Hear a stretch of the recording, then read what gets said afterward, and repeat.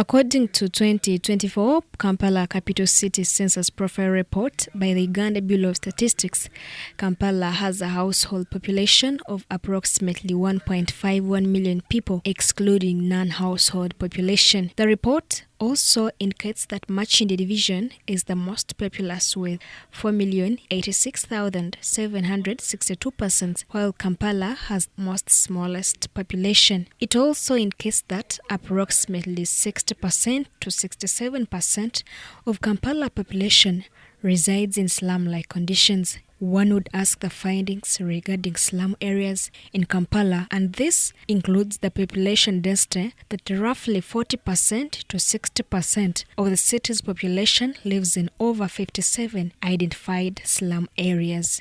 Total dwellers estimates suggest over 4 million people live in slum areas within Kampala district. Growth trend as of 2016, 67% of households in Kampala metropolitan area were living in slum-like conditions, with the significant changes observed over the preceding decade. Major slum settlements include Waise, Katanga, Chinawataka, Kagugube, and others, often located in low-lying zones and wetlands. Talking about the living conditions and infrastructure of these people, many reside in small makeshifts commonly known as emizigo and semi-permanent wooden structures. Sanitation and water slums are characterized by the limited access to piped water, poor sewage treatment, and inadequate garbage collection. Poor latrines, and some decide to raise them due to the fact of slums are in wetlands. These are always emptied into the swamps during the rainy season. Flooding. Informal settlements are often located in high-risk areas such as wetlands and valley areas, leading to frequent flooding, that is to say, waise. And energy use. Slums highly depend on fuels other than electricity for lighting and cooking. Talk of health hazards. High food insecurity is prevalent, with studies indicating that up to 68.4% of women in some slum communities suffer from severe food insecurity. The 2024 household survey indicates that while national poverty has decreased, urban poverty, particularly in areas, remains a significant challenge. Approximately 1.7 million people in Uganda's urban areas live below the poverty line, while urban poverty stands at 10.3%, significantly lower than rural poverty at 19.4%. It represents a persistent challenge for nearly 10% of the urban population, with Kampala having the lowest poverty rate at 1.1%. With the indication of number of statistics in different areas of Kampala capital city, His Excellency Yoweri Kaguta Museveni, the President of Uganda, identifying the situations in Uganda living, he's decided to create an operation where Ugandans can improve their standards of living on top of other government programs to put themselves out of poverty. A poor person produces poor people. What sort of society are you building up? And the leaders don't concentrate on that. They are talking about other things. This is really a betrayal. So therefore, number one, wealth and jobs in the homes. And the solutions are there. PDM is there. MIOG is there. The job of we, the leaders, is Okurondora to follow up, arrest the thieves who are stealing this money, make sure that all the people in the home, because if we give 1 million in a parish, 100 million in 5 years, we shall have covered 500 families. In the third year, the ones who got first pay back. And in the exchange, they will have paid 3 times. So even if we maintain the 100 million in 5 years, we shall have 800 million shillings in the parish. And it will cover 800 homes. But I'm going to add, in the exchange, I'm proposing that we add 15 million shillings per parish or per ward for the leaders, so that they can also borrow separately without conflicting with the wananchi. So that's number one. Please, let's not have poor people in the villages. Let's use government programs to get people out of poverty. They can get out of poverty. Because I saw it in the cattle corridor. I saw it myself. We did it. Wealth is built over time, not suddenly. Most wealth people did not get rich overnight. Wealth usually comes from years of consistent effort, learning, saving and investing.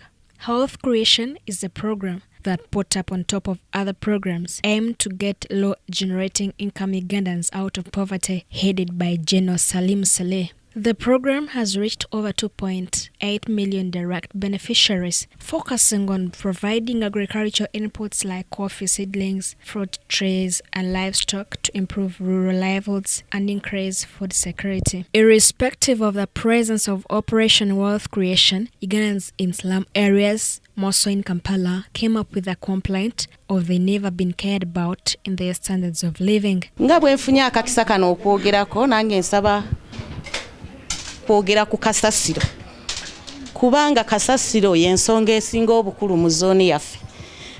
Bwe balema okumunona bajja ne batusolooza ssente ne balemererwa okumunona. Omuntu ng'amusitula ng'amutwala mu mwala ng'asuula omwo. Bannange ensonga ya kasasiro bw'eneekwatibwako tetugenda funa buzibu nnyo bw'amazzi. Tusaba bakama baffe waggulu eyo mbatugambire nti naffe tukola ki je tuli tusaba buyambi ne kasasiro bamutuyambeko kuba kasasiro bajja wano ne batujjako ssente ate nga abamu tetusobola kukola ki kumusasulira. Kati eno yonna ne tuba nga tuwenyirwa nnyo abaana osanga bamuzanyiddemu baseemu nga bamuzanyiddemu nga tukyalina buyambi kuba kati kyemanyi waffe okuva we yafa kuba ye yali atwanguyira tetunaba kuzaawo kyamaanyi atutegeera kankyogere bwe keera ne batuleeterawo kasasiro buli lunaku bakeera ne batuleeterawo bbi amabaketi ga bbi buli lunaku ne bagayuira wano tugugogora buli lunaku mwala gutusobera. As a result of discussion, there came an Operation Dark Matters with the aim of improving people's standards of living, more so in Kampala slum areas, with the help of Kampala Capital City Authority to improve their sanitation and reduce bedbug infestations. Emptying the toilets, to mention but a few, this operation started last year. Situations of latrines in Kamocha slum areas needs one to be in good situation to use them because with the guidance of the local leaders from the area, this operation started house to house. Manpower from Hazardous Waste were present to endeavor that the job of emptying the toilets is done. Some toilets, you couldn't imagine whether people used them or not because they were already full but still in usage. Retired Colonel Hussein Kato Sempira, the lead of Operation Wealth Creation in Kampala, and other leaders explained the aim for the operation to the people in Kamocha. Lieutenant Colonel Hussein Kato Sempira, Operation Wealth Creation, Nanze Ntwala Kampala. Mukama waffe General Salim Saleh ya kulembedde mu operation eno gye tuyita Operation Dark Matter ey'okuyamba okuyonja bannakampala nga omulamwa tusookera ku toilets ezikozesebwa abantu abangi n'ezo ez'abantu abateesobola oba ezaasimbwa edda kuba balemererwa engeri y'okuzijjamu kazambi. Kati tugenda kutandika okukola kano lyafali kasiriyo OWC nga tutambuza omulimu guno nga si gwakasooka twagutandika dda naye ate era nefuna okusanyusibwamu okulaba nti abantu b'Kamwokya gavumenti ebajjukidde aba toilets zino zimaze emyaka. Nze nali wano ndowooza nalina emyaka nga 15 naye okuva toilet ezo twazikozesa n'olwaleero tezivangamu endala zaggalwa naye olwaleero ezaggalwa zigenda kugulwa abantu batandikozi ti abantu bali bubi nnyo mu mbeera eza bulijjo.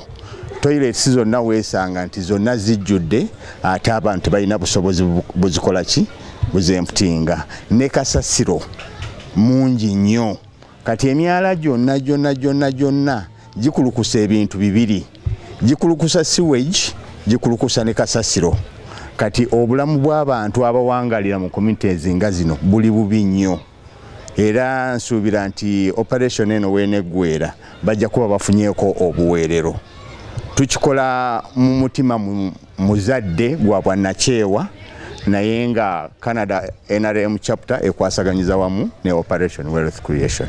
Garbage is part of us, for we don't have a help. Some of our kids fall sick. Typhoid is due to garbage around. Residents of Kamocha say. Tekoleddwa eyambye nnyo nandala nze ng'omwo. Ndi musanyufu. Enkyogere ne kuba kiriyale nti bwompa emitwalo ebiri nja giteeka mu sepicha olunaku lwaleero gikole ki? Naye kye mukoze kiyambye community. Kya lubeerera kya myaka kuba kijja kuyamba community yonna, kiyambye family kale kugere kiyambye ennyumba nga 10. Kiki bakoze ekizakira alaba kyayagala okumanya. Banunye mutoyi toilets se musibiri kuba nalaba omwami isabiri ng'ajja n'abaami ng'ayogerako ng'ekyokusaaga. Naye luvannyuma nendaba ekintu kikoze ki kikuteyo era toyi ebadde esumbuwa abantu.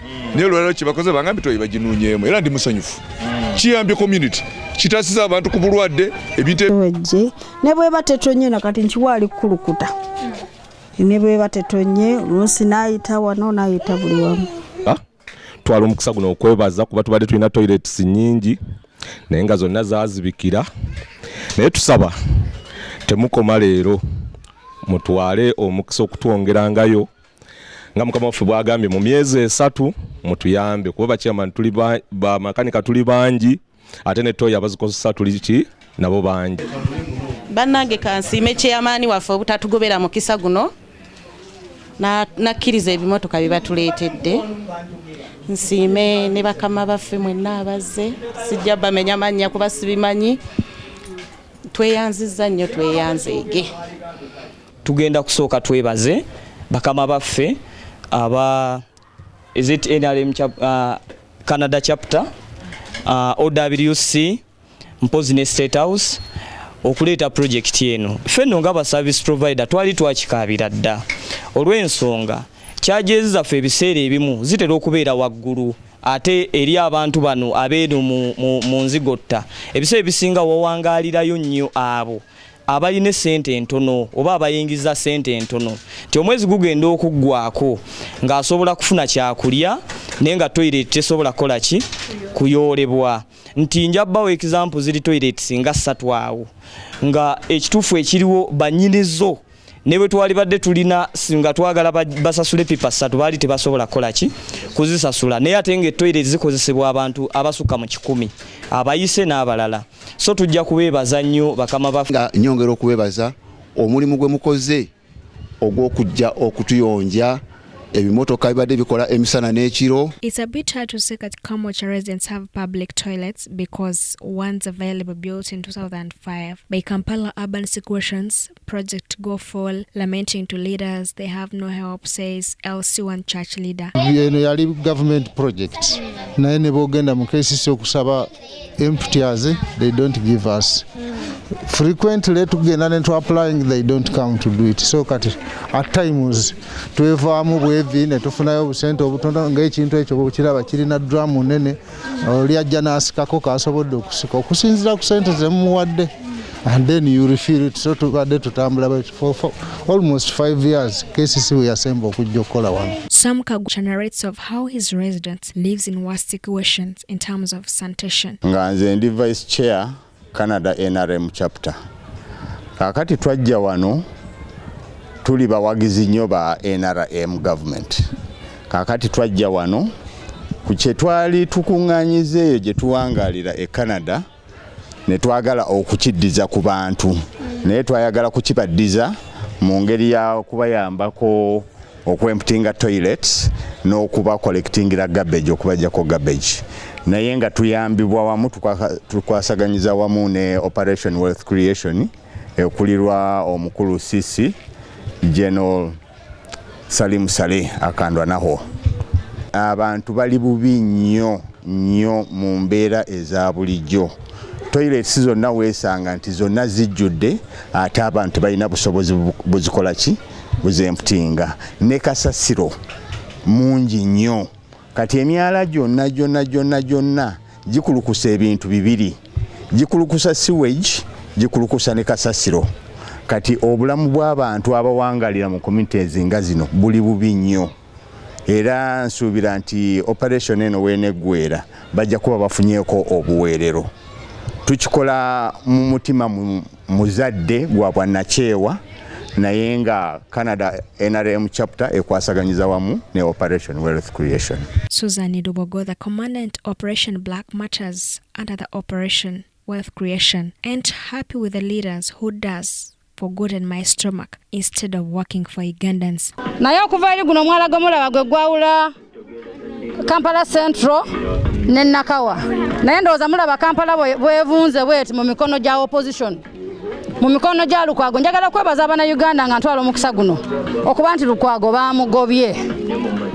Kuba bannange mulaba bino ebintu byetwogerako bisoboka okuva eri yonna gye tujja tuyita.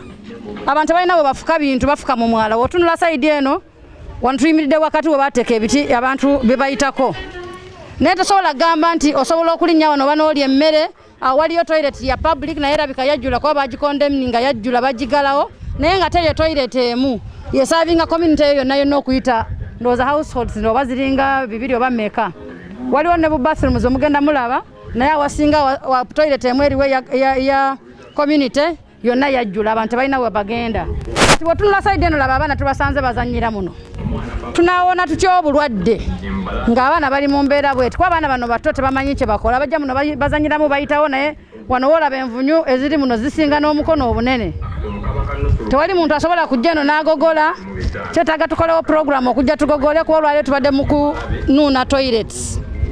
Abantu bali bubi ensiri ziri wano musujja abantu batugamba last time nti abantu bafudde nnyo ensiri last month. Naye tosobola kuwona nsiri ng'oli mu kitundu nga kijjuddemu amazzi agakulukuta nga makyafu bweggati tegatambula gasigala weegali ensiri zizaalira omwo we zirumba abantu we zibakwasa obulwadde.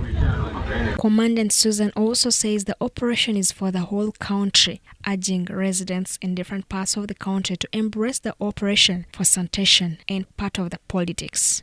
Nti bannange Kampala eri bubi, abantu basula bubi, abantu balina we bagenda, olaba obufera buno obusinga bw'olaba mojja kusanga nga bulimu pupu. Kuba abantu balina we bagenda, kati bagenda mu kaveera ne basula muno kyova olaba nti omwala gulinga gutinga bw'ogulaba. Ne batusindika tujja tulabe embeera abantu gye balimu, tusobole okunuuna toilets zino tuzimalemu. Tusobola okujja tuyole kasasiro tugogole emyala gino tufuwe n'ebiku. Okugogola emyala okuyola kasasiro okunuuna toyi tekiriko kala. Tulikikola ku lw'obulungi bwa jjajja ku lw'obulungi bwa gavumenti naye buli muntu alina ekizibu atutuukire tujja tukole ki tusobole okutuuka gyali tutambule n'aba LC batugaidinza okutuuka paka eno so n'abalala bwe mba mutuwulidde wonna we muli mu Kampala n'emiriraano mutunoonye eno Operation Black Matters tugenda kujja tugogole buli wamu ebimotoka ebinuuna tuli birina mu bungi bwabyo wokyagalira ffe tugamba bugambi tujja kusindikayo omuntu ajja akole ki ajja kukoleko. Kavali Ismail LC1 Wakaliga B together with other residents seek that the government should always carry this operation at least 2 months for it shall help improve the sanitation. Era kanziremu kweyanjula abasinga omungi mumanyi Kavali Ismail Ssentebe Wakaliga B. Okusookera ddala neebaza Mama Susan Lubogo avudde mu State House. Mama nkwebaza okusobola okutuleetera project eno ku kyalo kyaffe ekya Wakaliga B. Ne Lubaga okutwalira awamu, division okutwalira awamu. Mwebale nnyo mwebalire ddala. Neneebaze ne company ey'aba Canada bagita NRM what? Yes, bana mwebale nnyo mwebalire ddala. Neba brilliant. Banange mutukoledde omulimu munene nnyo. Kino nganze n'abasoso bagamba ze sikirabangako. Kubanga nze nganze chairman ebirwa byange bye bino. Abantu twagala service delivery. Tetwagala ki? Tetwagala kirala. Fe twagala abatukolera. Twagala abatukolera. Tulabe nti eggwanga lyaffe ligenda mu maaso. Ekisookera ddala project eno nga yakajja ze nali saasooka gitegeera nti nnungi bweti naye teyawula tono wandowooza bweti oba ndowooza bweti naye mbadde nsaba era nga omukulu wa brilliant bwagambye project eno egende mu maaso at least babe nga batuwaayo akadde myezi 2-3 babe nga bakomawoko ne babaira batunuliddemu akatundu ekyo kiina kiyinza otuyambako. Pulobulemu y'ekitundu kyaffe kino omwalo omunene guli ogwawa ogwa Nalukolongo Channel. Abakulembeze abaddewo ku kanso abannaffe bano abalala babaddewo babadde banga bagamba nti tebalina nsimbi zikola mwalo ogwo. Ne bannaye nsaba senga mutukolera omwalo ogwo omunene wana amazzi gujja kuba ki bufumu. Nyongera okukatiza n'ensonga ey'akasasiro kubanga abatuuze baffe abamu tebalina nsimbi nga bimala beno. Naye baba tebafunye bantu abajja mu bisasiro oluusi bateeka ebisasiro mu mwala ate ne gugenda guzibikira amazzi ne gatuddira. So nsaba essira tusinga okuliteeka okuyola kasasiro naye nga nyongera okubebaza omulimu gwe mukoze ogw'okujja okutuyonja ebimotoka bibadde bikola emisana n'ekiro. Ku lwange nganze Omolo Herbert ntuusa okusima kwange eri kansala Deo n'obukulembeze bwonna ne bachairman okusobola okunongoseza toyi yange nze nga makanika owe Nalukolongo Wakaliga B.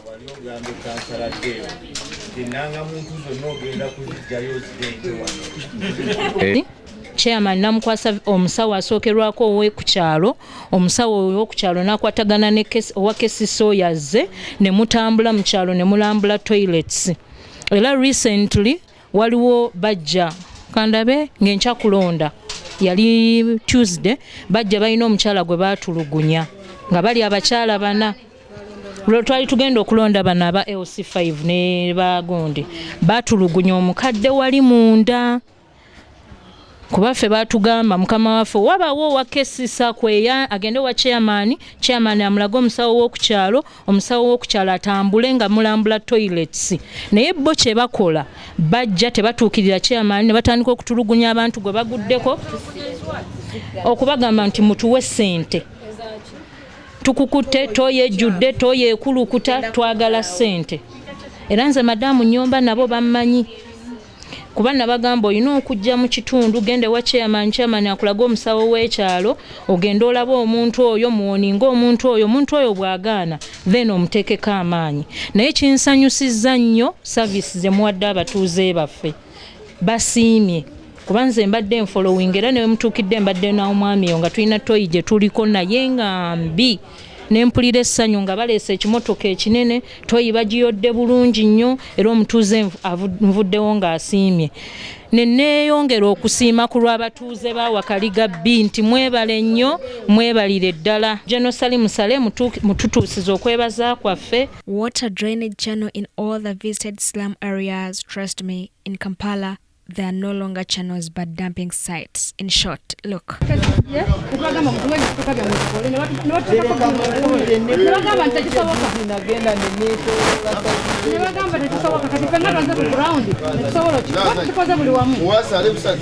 Slum areas don't face only inadequate toilets but bed bugs. Trust me, they are part of them. I'm sorry to say. Where families don't even have the ability to buy drugs.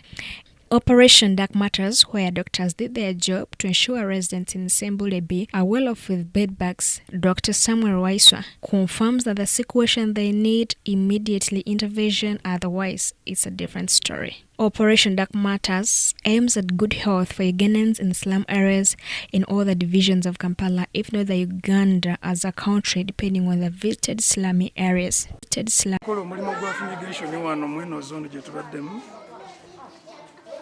Naye kineewunyisiza nnyo nti embeera mbi nnyo.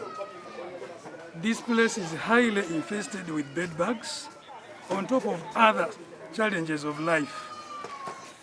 I really think a lot has to be done to save this community from the menace of bed bugs.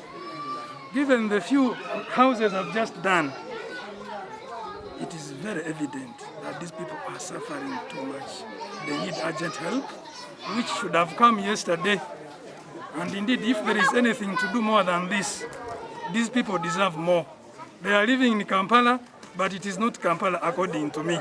They need to be helped immediately. I've sprayed their homes with a combination of chemicals that have different effects. One of the effects that the chemicals have, a residual effect. They are going to be safe for the next 3 to 5 months with the chemicals I've put. Ekirala, The chemicals I've used here do not smell, which is very important for the people who are going to be sleeping here tonight. And also, it does not induce allergic reactions to the people who are living here. So I can comfortably tell you that the chemical is safe, but very effective.